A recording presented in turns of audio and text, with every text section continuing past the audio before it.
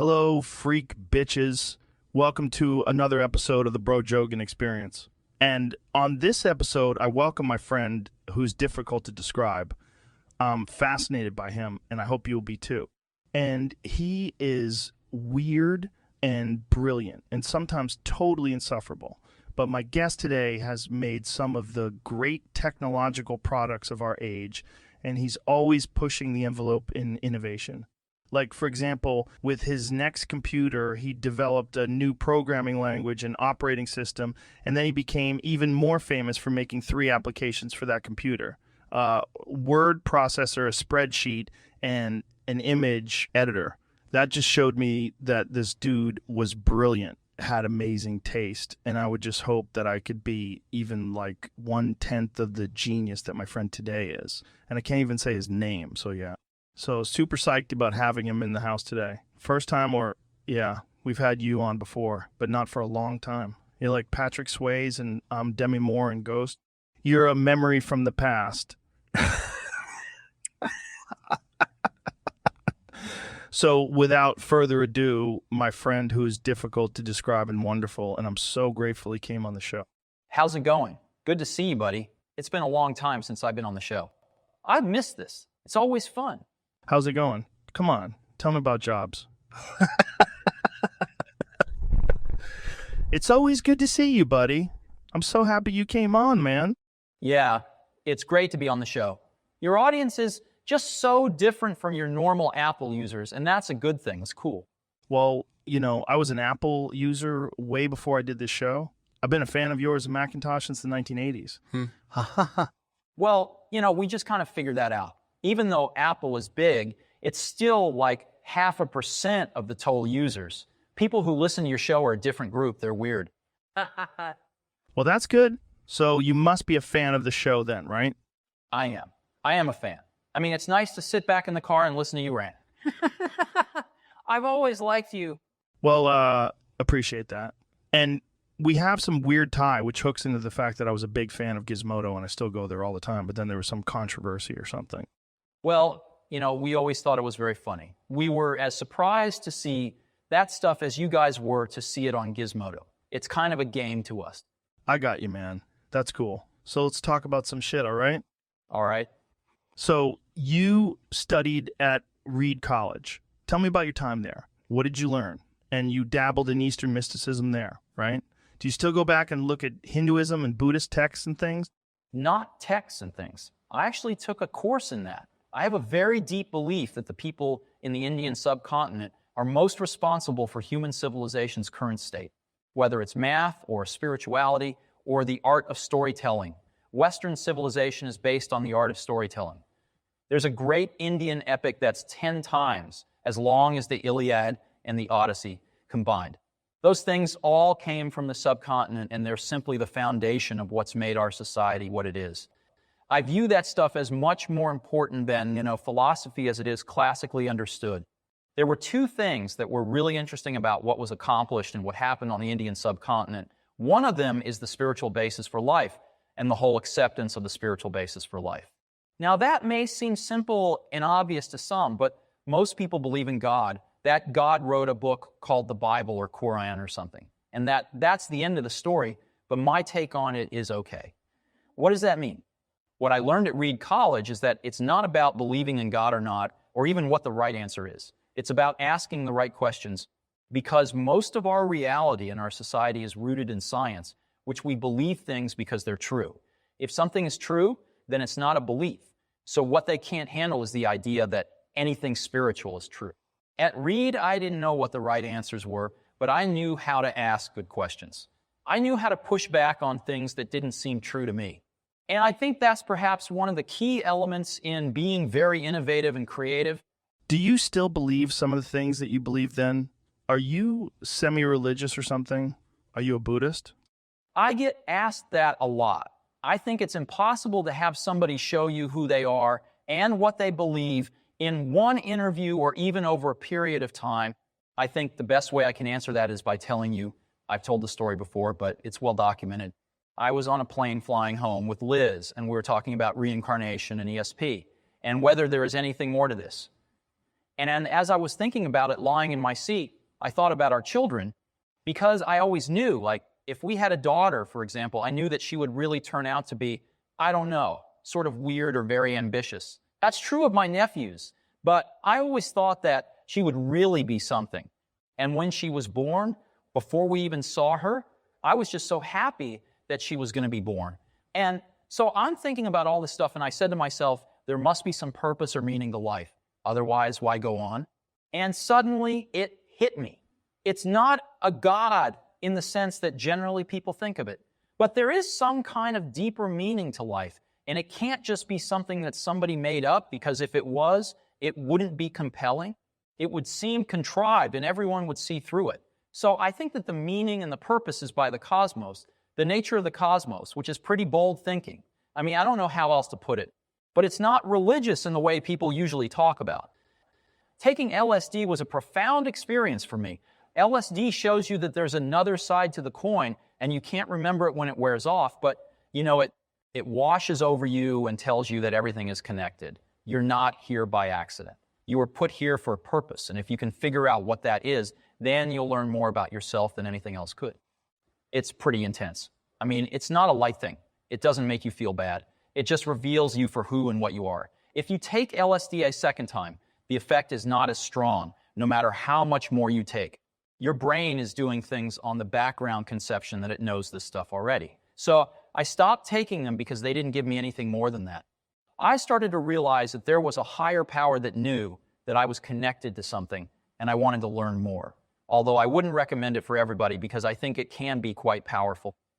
What did it change in your mind? What did you learn from it? It reinforced my sense of what was important. Just love. Feel love for each other.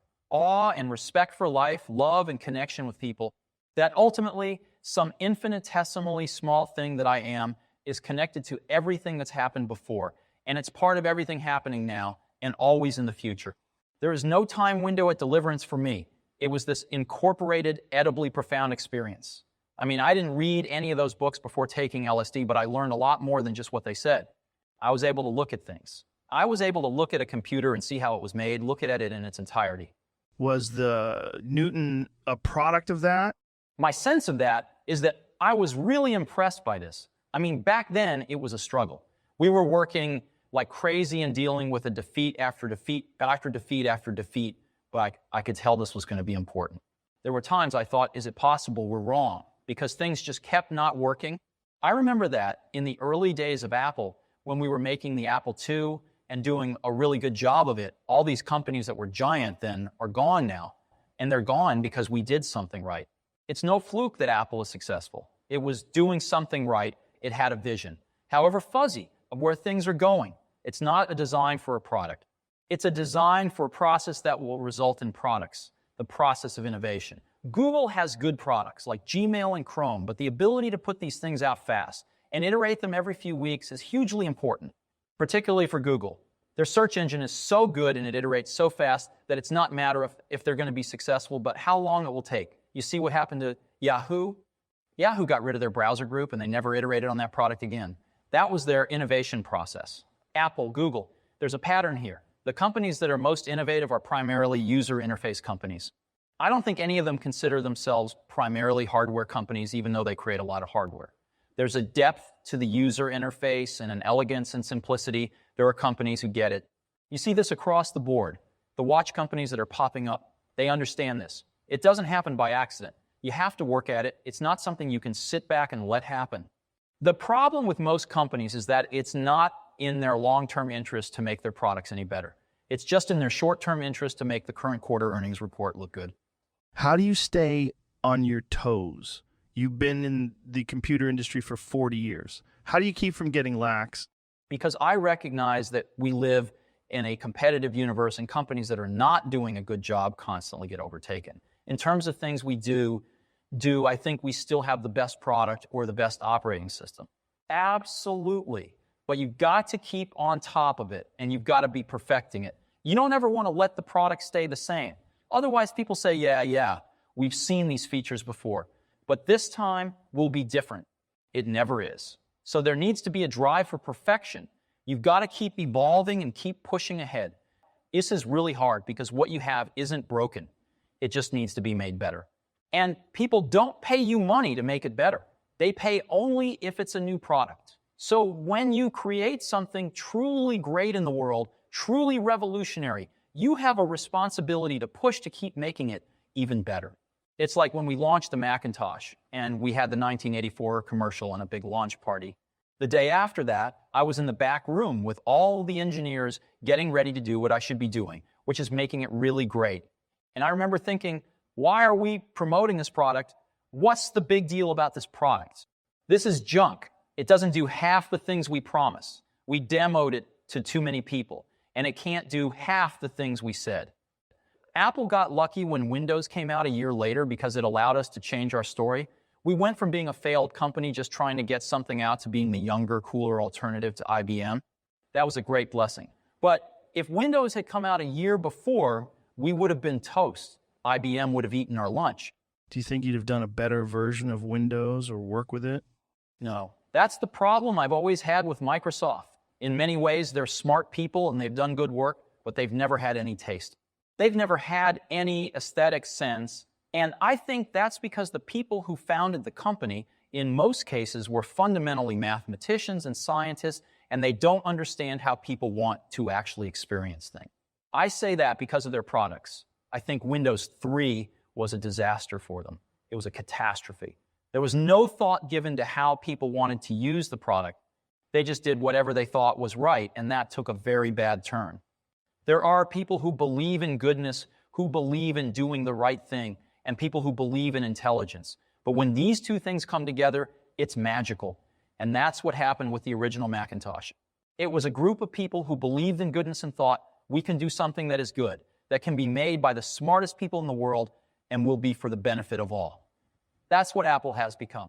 The Mac has been wonderful for Apple, but it has also been good for the world. There are other companies who are trapped by the lawyers who can't make their products for the benefit of users. Companies like Adobe make these awesome products like Photoshop and Illustrator, but then they sell them to you and you find out you only get part of the product, and then they make you buy more parts of the product to get it to work. That's like I sell you a quarter of a car, and then you find out that to use the other 3 wheels, you have to sign up for years of maintenance on the other 3 wheels. That's a crazy way to do business. What would you do to fix Adobe? Well, I was talking to the guy who heads up the research lab, Dr. Lassiter. He's a very good guy. And we had a great talk, and I think they're on the right track with this whole digital hub thing. I think that was a great idea. That was a smart spin on the whole idea, but the last time I talked to them, there were 800 people working on that. And that's too many people for something like this. They have to pare it down and do what they do best. If they're all sitting around and they can do anything they want to do, you'll have managers who say, well, let's take this group and let's have them work on our brand management and let's have them work on pricing. If you want to give them something to do, they're brilliant at inventing new stuff. But that has nothing to do with running a company. Do you feel there are any other companies that are similar to Apple? I think that our culture is very unique, and it's why I think people are excited to come here. And so I don't know if the same sort of thing would be successful anywhere else. But there are pockets of special efforts that you see in other companies where they have a small group that's on a crusade. Depends what they're on a crusade about. You see this at Microsoft. I think that the real trick is not to create a company. It's to create a movement of people who want to change the world. A company is just a company. You can work there, you can get your check from them, but that's all it is. What's great about this is that we have a whole community of people who want to change the world and make it better. A lot of times in these big companies, they just want to sell stuff. I mean, Apple sells stuff, so what am I saying? But at its core, it's about making great products that change the world. I think that's why young people love Apple, because it means something to them. Yeah? They feel like they're getting in on something. Your products have a feeling of personality. They seem to have a soul in a way. And some people almost get religious about this stuff because it's so powerful and it means so much.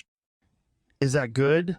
If a company gets to the point where it's successfully doing a few things, you don't have to try and do everything. We're in the process now of trying to cut the things we're doing so that we can concentrate on the few that are really high on our priority list. Because if you try to do too many things, none of them get done well. You've got to focus on a few and make sure those are done well. Do you feel like you're glorifying technology too much, that you have a responsibility to promote the idea of being more in nature than having to go ahead and put implants in your face or whatever? Because there's some crazy fucker out there who's going to do it. I think that we're right on the edge. Technology is a double-edged sword. I'm not saying it's bad. It's just that it's double-edged. Take the Human Genome Project, for instance. That was a huge double-edged sword. The medical payoff is going to be huge. But it's also going to be used by maybe some crazy paramilitary group that wants to create the super soldier of the future. I think we're on the good side of the line on that, not the bad side of the line. We have done a lot of things that people didn't think were good, and one of the things we've done is make it possible for most people in the industrialized world to own a computer. In 1985, it was hardly anyone. That makes us part of the problem. But it also makes us part of the solution because we can do a lot to help educate people about what's good. When I was growing up in the 60s and 70s, there was no way you could learn about computers. Computers were these big, crazy, expensive things. And today, kids are growing up in the world where there is a computer in every home, and that's a big change. And it isn't necessarily good or bad, just different, and what we want to do is help people make the most of whatever future comes. We always ask ourselves, what is the most insanely great thing we could do? And if we can't think of that, then we do something less. If we do this, we have to do it right, because both the positive and negative aspects of our products get magnified as they get more powerful. It will be interesting to see what happens when you have computers that are as smart as people, but much more reliable. They won't get tired, they won't get sick, they won't go on vacation and leave work unfinished. You tell them to do something, they'll just do it. And they will have many more orders of intelligence than people have. The computer will be 1,000 times more important than it is today. We're right on the edge of that. So what do we want to do about it? Do we want to just ride the wave or do something else? It kind of scares me, to be honest. It should scare you. But it is also really cool. That's the best way I can describe it. It's really, really cool. That's the good news and the bad news. It's both. Yeah. That's how most of life is, though. If it was just awesome, it wouldn't be balanced by something else. But you know what I think about this new world? I think there are a lot of people who are already out of work or who will soon be out of work. It's just not the solution for everyone in the world. Things that are centralizing, like the automobile and the telephone, are sometimes great. But if things concentrate power in a new way, such that there is no longer any checks and balances, well, that is scary. But you have to be honest about it. Are those good things for the human race? In general, I would say yes. But it is also a very scary thing. Yeah.